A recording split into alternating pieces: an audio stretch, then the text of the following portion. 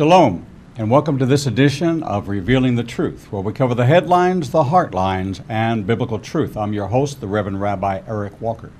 Revealing the Truth is broadcast live via the internet every Monday through Friday from 9 a.m. to 1 o'clock p.m. Central Standard Time from our own television studios here in Birmingham, Alabama.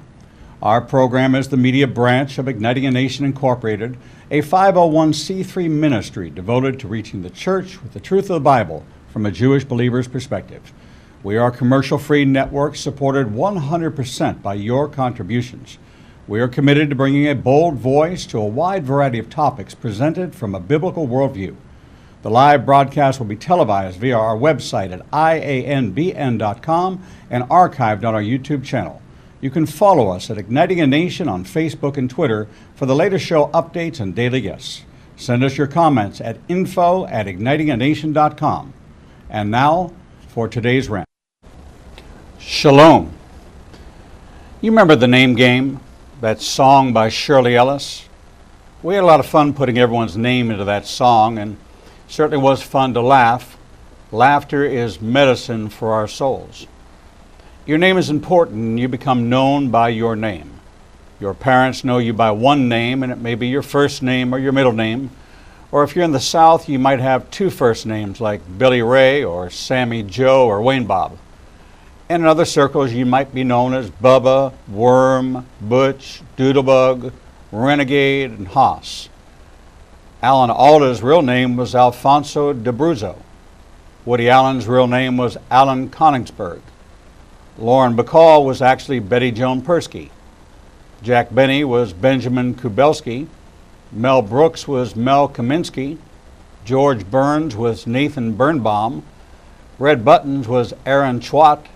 Michael Caine, Maurice Micklewhite. Cher, Sherilyn Sarkeesian. Tom Cruise was Thomas Mapother IV. Tony Curtis was Bernard Schwartz, and Rodney Dangerfield was actually Jacob Cohen.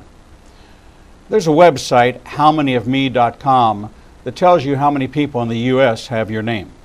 To show you the difference between Jason and myself, there's 1,646 Eric Walkers in the United States.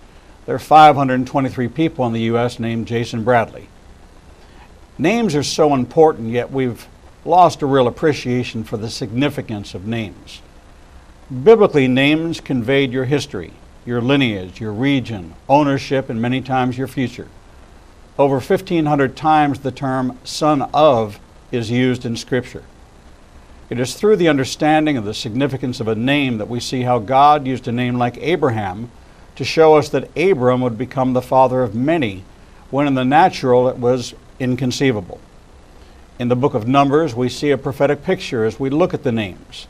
There encamped around the tent of meeting, God instructed Moses to appoint 12 to be heads of their families to assist in the census. In Numbers chapter 1, verses 5 through 15, from Reuben, it was Elizur, son of Shedor, which means my God is a rock. From Simeon, Shelumiel, son of Zerushadai, meaning at peace with God.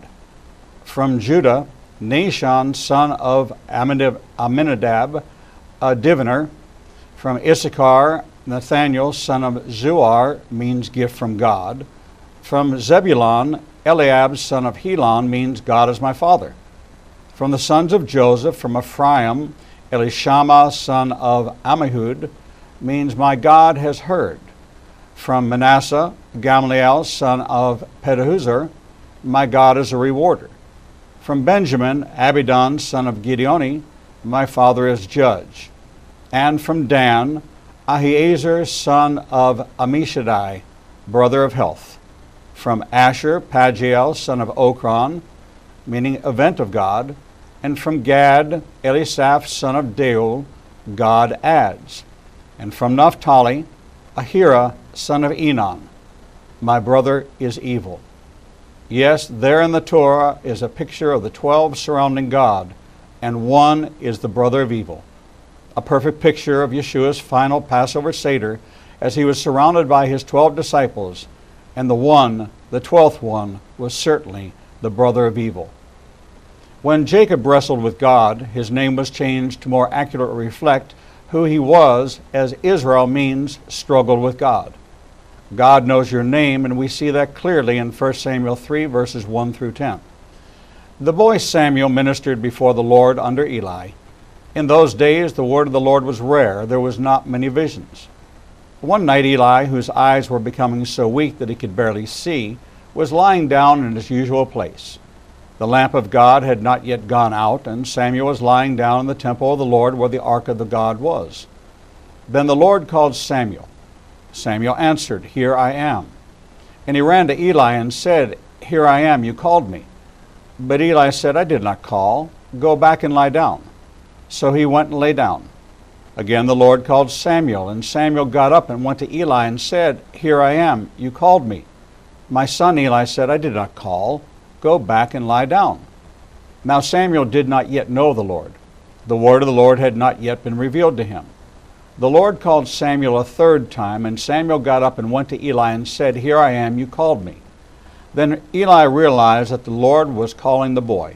So Eli told Samuel, "Go and lie down, and if he calls you, say, 'Speak, Lord, for your servant is listening.'" So Samuel went and lay down in his place.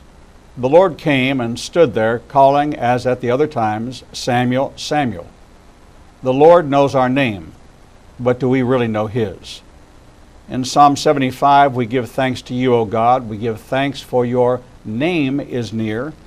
Men tell of your wonderful deeds. You say, "I choose the appointed time. It is I who judge uprightly. When the earth and all its people quake, it is I who hold its pillars firm. Selah. To the arrogant I say, boast no more, and to the wicked do not lift up your horns. Do not lift your horns against heaven. Do not speak with outstretched neck. No one from the east or the west or from the desert can exalt a man. But it is God who judges. He brings one down, he exalts another. In the hand of the Lord is a cup full of foaming wine mixed with spices. He pours it out, and all the wicked of the earth drink it down to its very dregs.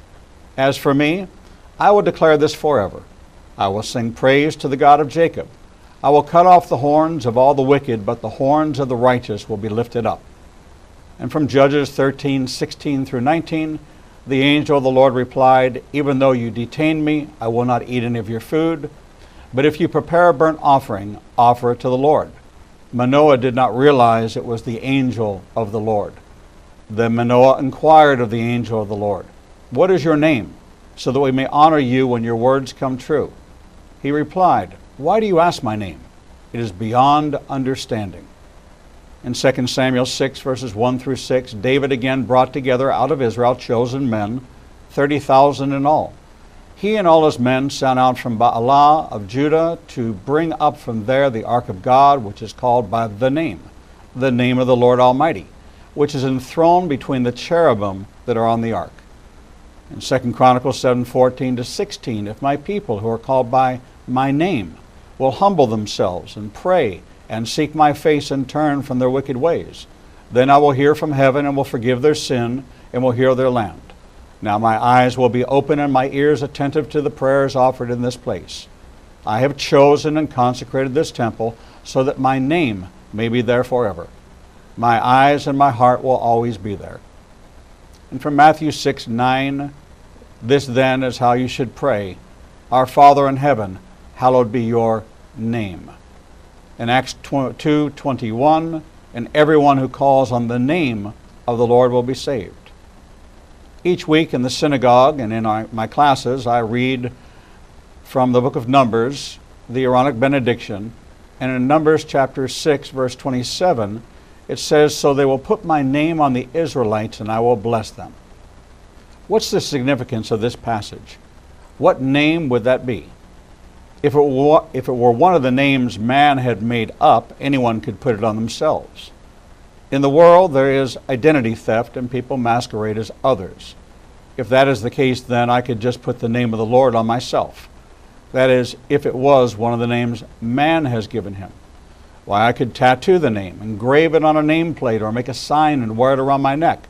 Why must I have his name upon me? Revelation 22, 1 through 5 says, "Then the angel showed me the river of the water of life, as clear as crystal, flowing from the throne of God and of the Lamb down the middle of the great street of the city. On each side of the river stood the tree of life, bearing 12 crops of fruit, yielding its fruit every month. And the leaves of the tree are for the healing of the nations. No longer will there be any curse. The throne of God and of the Lamb will be in the city, and his servants will serve him. They will see his face, and his name will be on their foreheads. Yes, God knows your name, and has inscribed his name on your forehead. Yes, you who know his Son. In John 14:6-7, Yeshua answered, I am the way, the truth, and the life. No one comes to the Father except through me. And now that you know the Messiah, you become the son and daughter of the Most High, and his name is inscribed on your forehead. I don't know God's name, but he knows, and what he inscribes on my forehead will be recognized by him. That's what truly matters to me, and what should matter to you. And that, my friends, is today's rant. A rant on the name. The Rabbi's rant is often harvested from the sermons and the teaching archives found at IANBN.com, available to you for a small subscription fee of $5 a month.